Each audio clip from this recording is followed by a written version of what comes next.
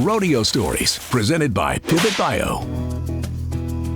Injuries kind of held you back from qualifying for the NFR early in your career. Man, we rolled into the 2020 season riding good and said I think I was top 5 in the world, going to Fort Worth and get off bad bull steps right on my stomach and stuck in the hospital for 2 weeks. They have to cut out my spleen, part of my pancreas, and when the doctor told me he was going to cut into my stomach, I was already pale, but I was about ready to get up and run out of that hospital. It was really scary.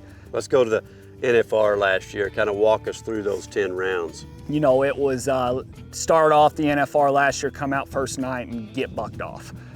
Worst case scenario, I'd put so much effort in wanting to just get that first bull rode to get the chip off my shoulder. You know, you buck off during the regular season. Who cares? I got another one tomorrow, but you buck off at the NFR and all of a sudden it just seems like it weighs more on you. And they bucked me off at 7.9 on the 4th round, and then after that it was just started knocking them down.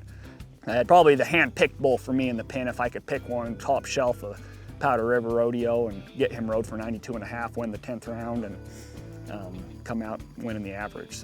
So last year you came into the NFR $120,000 behind world number 1.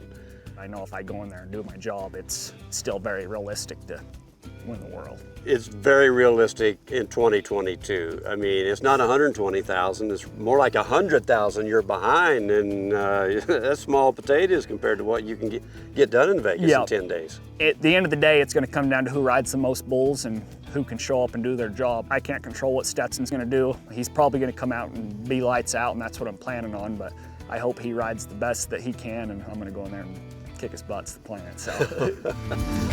To see more stories like these, visit GetRodeoReady.com.